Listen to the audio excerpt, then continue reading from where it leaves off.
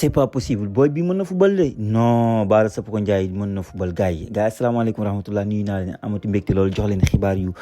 sénégalais ak xibaar yu concerne football européen mais dama koy doole si Bara Sapoko Ndiaye boy bi il est impressionnant je pense pas que yéen est-ce que yéen a ngi xool ay matcham je pense yéen a ngi xool ay matcham bi passe dugalal na bii bu grave mais loolu équipe amateur la moo tax match boobu jox ma ko au sérieux ay match 13-0 moom su ma waa ji voilà quoi donc mais le match qu'il a encore fait avec le Bayern Munich c'est tout simplement exceptionnel. Donc le gars pour Pape Thiaw avait la vision avait la vision li tax mu ne avait la vision le fait que mu woo ko mu koy woo bon il n'a même pas joué 5 matchs yu dëgër ñu woo ko xam nga war ko sax génnaat ñu wax Moustapha Mbow dama toog ñu ñëw téye ko bon du peu li Sénégalais yi gis xam nañ ne boobu il a des qualités il est osé et je pense que c'est pas pour rien waa Bayern di ko signé le compte 5 ans quoi 5 ans. Non, Bara Sapoko Ndiaye c'est une pépite c'est un joueur boo xamante ne ñun Sénégal nañu xam ne am nañu pépite et il est différent de tous les profils yu ñu am si milieu terrain franchement extraordinaire en tout cas daal cette année j'espère qu'il aura beaucoup de temps de jeu pour gën a progresser parce que il a des qualités quand même très très intéressantes pour un milieu terrain moderne franchement le match qu'il a encore fait dernier match bi mooy maa yi ngeen gis nii non c'est exceptionnel. gars yi kii di Mohamed Salah day signé fële sa Trabzonspor here we go donc carte gi leer na Fabrizio Romano wax na ko donc ma dul Fabrizio ne yeneen taskatu xibaar yi nekk foofu ci Europe aussi tamit leeral nañ ne donc kii di Mohamed Salah Trabzonspor lay dem donc Mohamed Salah da ngay gis ne il est en perte de vitesse Mohamed Salah au moins Sadio Mané quand il quittait Liverpool c'était le Bayern Munich après dem na Al Nassr et tout mais Mohamed Salah je pensais pas que dina dem Trabzonspor parce que les meilleures équipes du côté de la Turquie c'est Galatasaray c'est Fenerbahçe c'est Beşiktaş ñooy gën di équipe yi Trabzonspor si lay soog a ñëwaat donc imagine tu vois dans un championnat boo xam même boo demee si top club yi mooy loolu nga dem si Trabzonspor kenn xaaru ko woon quoi kenn ku xamante ne nan la dem changer club c'est plutôt Leao yéen a ngi gis logo bu Galatasaray jamono bi nag Milan veut le vendre quoi Milan instant lenn lu dul jaay Leao xamuñu ko donc Leao est en train de négocier à un moment donné il n'était même pas d'accord pour dem du côté de la Turquie mais gis nañ les dirigeants donc bëgguñu ko téye et le marché anglais manifesté wul ay équipe yu mel ni PSG du côté de Ligue 1 yi xam ne doon manifesté daaw ak daawati géej manifesté wuñu donc y a que les clubs turcs ñoo prêts pour mettre les moyens qu'il faut donc pour jënd Leao donc voilà donc kii di Endrick moom man ay mbirum xamatuma ko tantôt il veut rester tantôt il veut partir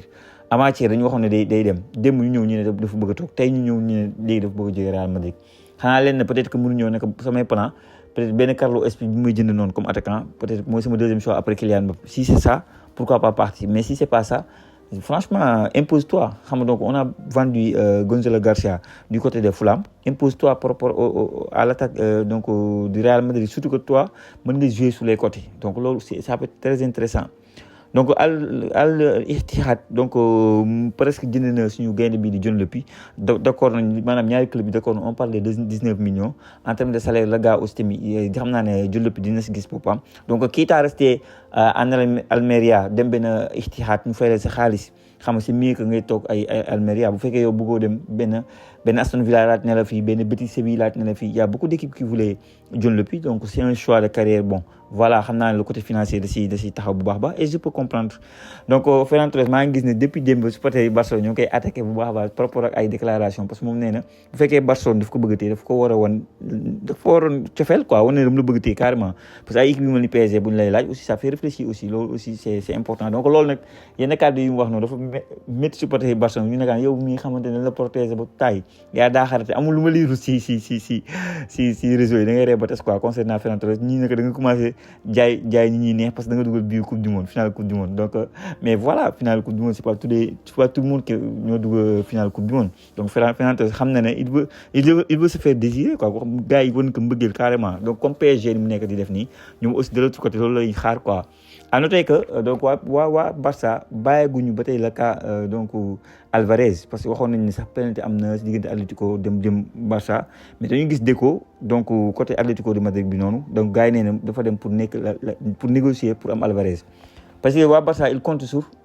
Alvarez bëgg-bëggam parce que Alvarez bu fekkee dafa bëgg a forcer la main mën na forcer ne bëgguma toog et tout ça peut faire que donc dossier mën na dem beneen chance parce que fan yële passé dañoo waxoon ne carrément Alvarez va pas bouger de l'Atlético de Madrid même Arsenal ñëw na au renseignement beneen loolu lañ ko xamal ak yeneen équipe yi ko bëgg yëpp ba si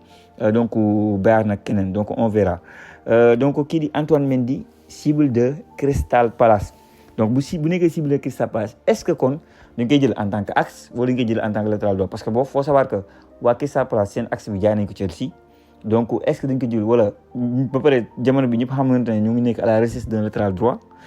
mooy Krépin Diatta donc Antoine Mendy dañ koy jënd comme latéral droit wala dañ koy jënd comme axe en tout cas il y a beaucoup de clubs yu ko ciblé y a pas que Crystal Palace donc y a pas que Crystal Palace y a d'autres équipes comme Udinese y a Fiorentina ñooy bàyyi xel bu baax a baax kii di Antoine Mendy mosul nii laa c'est juste que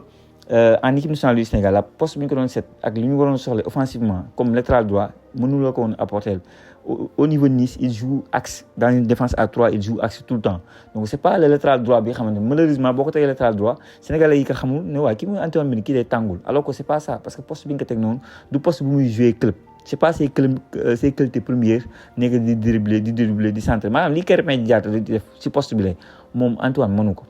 moo tax instant yi man dinaa xam carrément bu fekkee dafa changer club parce que xam naa ne waa Nice teg ñu jaay ko am na nu muy demee dinañ xam lan mooy vrai poste am ci beneen club donc mu jëlee foofu donc Constantino tout droit vers Fiorentina il reste que quelques détails à régler waa Real Madrid dañoo bëgg le gars progresser donc dañ koy protéger et le rôle qu'il joue gars yi nee nañ jamono bi moom mii di Mourinho il veut tenir benn Arda Güler benn Brahim Diaz sans compter que Rodrigo mu ngi fi beaucoup d'éléments offensifs et dans ces conditions là il peut pas être titulaire donc Constantino donc jeune joueur là il a besoin de progresser et benn équipe bu mel ni Italie nga dem fa championnat bu mel ni Italie boog mën nga progresser bu baax a baax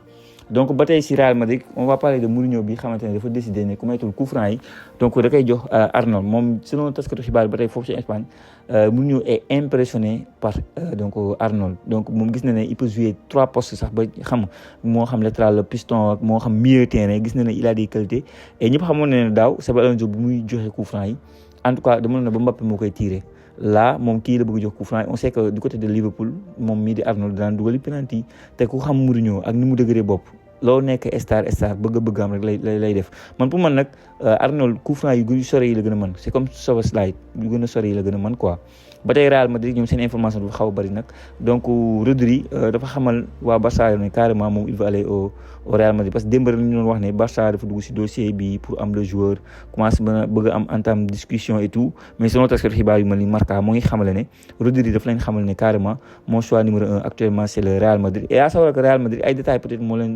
si des pour que le joueur rejoigne Real Madrid et aussi c'est un élément boo xamante ne Mourinho n'a pas dit non xam na ne kii c'est le meilleur joueur de la coupe du monde moom lañ ko jox et c'est pourquoi mu bëgg kii di Rodri bu ñu jógee foofu l'information mooy Vinicius Junior xam ngeen ne Vinicius Junior waa Real lañ ko proposé 22 millions donc net par année donc mu bañ moom bañu sax agent am laa mën a wax agent am ne 30 millions la bëgg waa Real nag bëgguñu yokkaat mbir mi parce que bu toogaatee donc il va partir gratuitement donc waa Real duñ ci am dara du coup selon xibaar tey ñu ne Vinicius dafa xamal dirigeant yi parce que après am na discussion ak Mourinho ne dafa bëgg a toog Real Madrid donc dafa dem sax wax agent am naka xaw ma nooy def débrouille-toi lijjantil mais man je veux rester au Real Madrid c'est-à-dire donc nekk Real Madrid avec tous ces stars là c'est pas évident jóge Real Madrid dem beneen équipe même si ñëpp xam nañ ne Arteta contacté nañ ko boobu contacté na Vinicius ba ñu waxtaan mu wax ak moom ne mën na ko def le choix numéro 1 foofu noonu si Arsenal mu nekk seen leader quoi donc gars yi am na tey que Almeria tey dafa dóor Al Nassr 2-0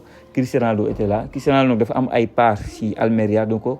du coup nag Sadio Mané match bi joué na ko mais à la 73e minute la dugg 73e minute la Sadio Mané dugg Cristiano Ronaldo moom ñëwul moo ngi nekk si wattaayu mariage am ñu ne donc xam naa dina invité ay stars yu bëree bëri dont Kylian Mbappé et Sadio Mané même donc bu ñu jógee foofu on va parler de Ibrahima Mbaye information avant may pare joxe information tak laa ko gis lire ko ñu wax ne Liverpool maintenant s'intéresse à Ibrahima Mbaye faut savoir que Liverpool jamono bi dañoo joxe seen ay offre du côté pour am Barcola Paris Saint-Germain ne leen 100 nangam jëm kaw du coup ils se sont dit ñu réfléchir ñu pourquoi pas am Ibrahima Mbaye selon sax taskatu xibaar yi dañoo bëgg am les 2 joueurs maintenant yéen dama leen di poser question est-ce que Ibrahima Mbaye dem Liverpool moo gën ci moom ou pas loolu wax leen ma ko mais bu fekkee c'est la même chose que parce que maa ngi gis ne Liverpool y a des jeunes joueurs yu ne foofu Chiesa peut-être bëgg nañ ko jaay et tout mais Chiesa veut rester y a des joueurs donc en tout cas Liverpool sénégalais yi xam nañ ko moo xam El Hadji Diouf moo xam Sadio Mané moo xam Salif Diao donc s'il va à Liverpool si bu fekkee mën nañ ko garantir au moins du temps de jeu on ne dit pas tout le temps mais du temps de jeu franchement ça peut être très très intéressant pour lui mais bu fekkee mën ñu ko accorder loolu ce sera très compliqué en tout cas le championnat anglais pour moi il peut s'adapter là-bas par rapport à sa vitesse par rapport à l'intensité qu'il met donc sur ses premiers ballons donc c'est quelqu'un boo xamante ne amul tànk ginnaaw tànk kanam rek la moom Ibrahima Mbaye il est assez explosif et je pense que ku wóolu boppam la ku wóolu ay qualité am la pour man dem benn Liverpool ça peut être très très intéressant maintenant nag est-ce que mooy choix bi gën l'avenir nous dira. Vous m'en dites en commentaire qu'est-ce que vous en pensez. Gars, bon Dieu, vous avez parlé cette fois-ci de Koundé. Koundé du côté de PSG, Paris Saint-Germain s'intéresse à Koundé pour l'avoir. Donc Paris Saint-Germain instant mercato bougé gul noonu carrément donc ñoo ngi laaj ay joueurs à part Lucas Digne bi xam ne lijjanti nañ ko depuis coupe du monde bi pour mu nekk doublure foofu noonu jamono bi waxaatooguñu dara si mercato dégg nañ nag quelques jours xam nga mais ba tey dara leeragul ils sont à la recherche d'un attaquant muy Ferran Torres boobu ñu bëgg et donc am un Koundé bi xamante ne ñu ne selon taskatu xibaar yi temps il passe laa ko lire ñu ne ku mettul le coach allemand mën na ko bañ a teg loolu question la quoi. Ter Stegen moom dañ ko prêté du côté de Ajax donc le gardien allemand de Barcelone gis ngeen Barcelone depuis quelques mois l'année dernière dañ ko prêté mais malheureusement dafa teel a blessé xam donc quelques matchs de jouer cette année aussi ñu prêté waat ko donc c'est un gardien bu xamante ne voilà il a am na talent et tout mais bon football moo toll fu xamante ne boo blessé retrouver au ce niveau moo xam Ter Stegen nga tudd wala beneen tour nga tudd dañuy dem xooli leneen donc pour man du côté de Ajax tant mieux pour lui quoi. gars yi moo jógee foofu démb maa leen ko doon wax si benn live bu ma doon def ne leen ku mettul intérim pour l'équipe nationale du Sénégal ça peut être donc Souleymane Diallo démb dama ko doon wax sans pour autant ma am information tey mais parce que dans tous les pays du monde c'est comme ça wala dans club aussi c'est comme ça c'est le DTN mooy ñëw nekk intérim bu fekkee trouver une solution parce que yéen xam ngeen ne jamono bi Pape Thiaw fayaguñu ko Vieira donte moo ngi Sénégal ñu ngi koy gis sali maa ngi koy gis si réseau yi voilà xam nga donc balaa ngaa jël benn Vieira foog nga libéré Pape Thiaw tout ça là fait que dans 2 mois il y a presque un match très important Mozambique éliminatoire Coupe d'Afrique donc pour cela il faut que nga am coach et dans tous les pays du monde ki xamante ne moo nekk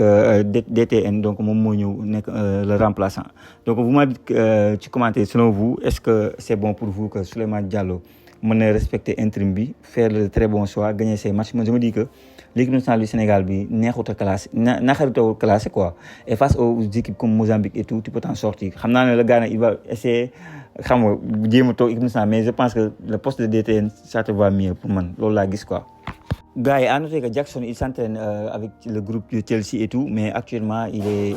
est supervisé par Tottenham de De Zerbi et c'est intéressé carrément à notre Nicolas Jackson et ku xam De Zerbi dafa bëgg genre profil numéro 10 numéro 9 boo xam ne c'est comme si un numéro 10 day décroché à la Benzema moom la amoon Marseille moo tax dafa faawoon Goury moom c'est le genre de profil comme Jackson ça lui parle et c'est pas tout le temps mettre des buts man pour xam De Zerbi la façon dont ni muy xalaatee noonu ni muy jouer il aime cette façon d'attaquant yi xam dañuy décroché mën a faire jouer les ailiers et tout donc moo tax muy intéressé wu sur Jackson donc on va terminer par Ismaïla Sarr Ballon d'Or donc gars yi propagande bi war na daw de Ismaïla Sarr Ballon d'Or et Iso Ballon d'Or war na daw il le mérite le Ballon d'Or africain nañ ko soutenir jàppale ko ñun sénégalais yi donc moo xam commentaire la moo xam plateforme fépp foo leen mën a dem bindee Iso Ballon d'Or xam pour Ismaïla Sarr jël Ballon d'Or